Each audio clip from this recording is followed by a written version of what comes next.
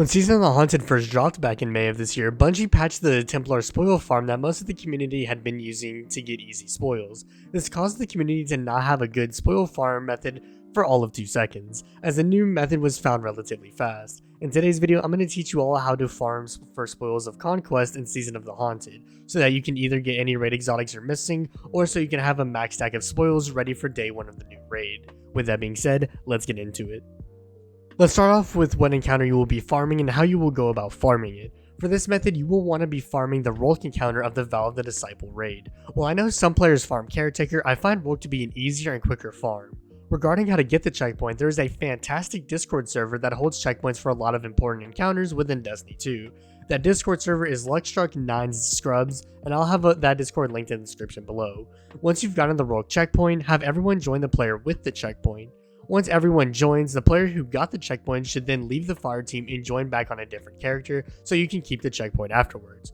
Once the player joins back, kill Rolk and have that player leave the fire team and load back into the raid on the character that has the checkpoint. From there, rinse and repeat until you don't want to farm anymore. Since we are close to the release of Season 18, there is a chance that the amount of spoils you'll receive from Vow encounters will decrease from 5 to 3, so if that happens, I'll try to find the best encounter to farm in the new raid and I'll make a video on it when I do.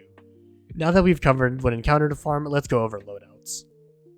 We're going to start by talking about subclasses first, as we're going to be assigning weapons to certain classes. For subclasses, we ran 4 Blade Barrage Hunters with Star Eater Scale, 1 Well Warlock with Lunafaction Boots, and 1 Solar Titan with Laurelly Splendor Helm. While your team can swap the Solar Titan for another Blade Barrage Hunter, I'd recommend you do have 1 Laurelly Solar Titan, and you'll see why I say that later on.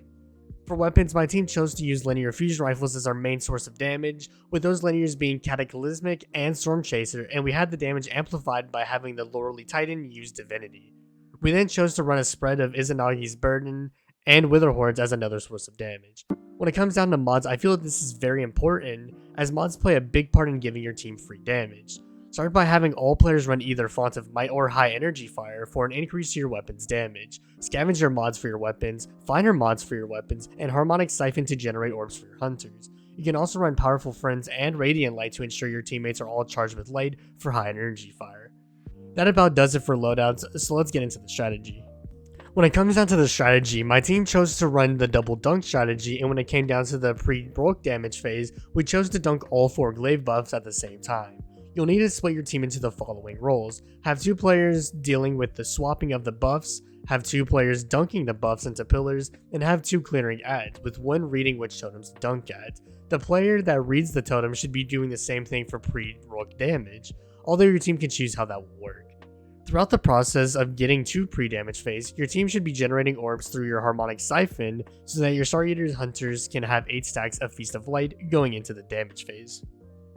Let's now talk about the actual damage phase for Rolk. The damage for Rolk starts once you destroy the last glowing crit on Rolk.